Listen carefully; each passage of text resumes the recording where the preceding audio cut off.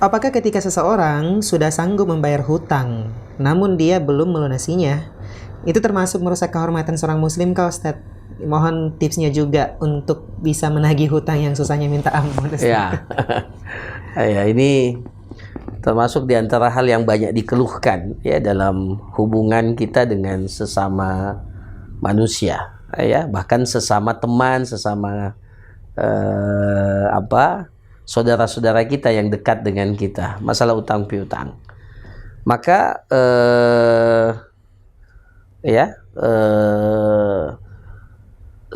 dari sisi apakah dia merusak kehormatan seorang muslim, ya nanti dilihat bagaimana ininya ya, proses utangnya dan bagaimana proses menagihnya. Tapi tentunya ini terkait dengan harta seorang muslim yang juga memang wajib untuk kita jaga, dan salah satu bentuk penjagaan harta kita kepada harta saudara kita adalah ketika kita berutang, maka ketika kita sudah mampu untuk mengembalikan, maka harus dikembalikan secepatnya, bahkan kalau perlu sebelum jatuh tempo, ya, meskipun ada waktu ya yang disepakati. Nah, persoalannya ketika seseorang itu telah memiliki kemampuan untuk melunasi utang, tapi dia tidak lunasi utangnya, maka Rasulullah SAW mengatakan itu bentuk kezaliman. Matlul ghani zulmun. Matlu al-ghani zulmun. Orang yang sudah memiliki kemampuan untuk membayar utang, baru dia menunda-nunda, ya, sengaja mengulur-ulur waktu untuk pembayaran utangnya, pelunasan utangnya, maka itu adalah kezaliman. Dan ini tentunya adalah sesuatu yang tidak benar dan tidak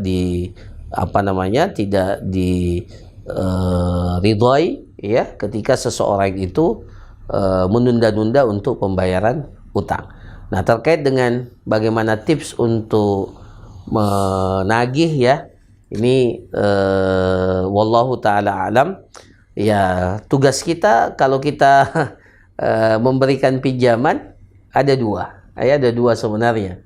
Ada dua, selain menagih, ya, yang memang menjadi hak kita. Jadi menagih itu adalah hak kita karena kita memang memiliki hak atas uang itu, ya. Jadi kapanpun dan dimanapun kita bisa menagih orang itu, ya, dan secara hukum tidak perlu berat untuk menagih, apalagi kalau kita tahu bahwa orang itu sebenarnya mampu untuk melunasi utangnya.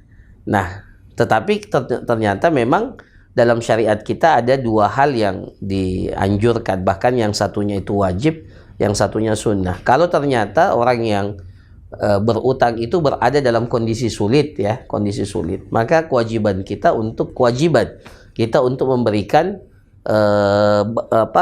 perpanjangan waktu, tempo lagi buat orang itu sampai dia mendapatkan kemudahan untuk melunasi utangnya, ya. Di dalam Al-Quran itu disebutkan oleh Allah Subhanahu wa taala, in kana du usratin fanadiratun ila maisarah, diberikan kesempatan sampai dia mendapatkan kemudahan untuk melunasi utangnya, ya. Tapi ada yang sunnah, ya, sunnah, dan itu lebih baik, wa antasaddaqu, ya, engkau mengikhlaskan, engkau mensedekahkan utangmu itu. Jadi yang tadinya niat utang kita ubah jadi sedekah kepada orang yang mendapatkan kesulitan, itu jauh lebih baik kata Allah Subhanahu wa taala. Tapi ala kulli hal, ya, bagaimanapun kondisinya, menjadi hak seseorang itu untuk menagih, ya, dan orang yang ditagih ini tentunya harus, ya, memiliki rasa takut kepada Allah Subhanahu wa taala, karena, ya, kalau utang itu tidak diselesaikan di dunia, maka dia akan menjadi kendala nanti, menjadi problem nanti, ya, menjadi kendala pada saat kematian, apalagi pada saat kita mempertanggungjawabkan amalan kita nanti di hadapan Allah Subhanahu wa taala. Semoga Allah Subhanahu wa taala melindungi kita dari persoalan utang piutang ini. Wallahu taala alam.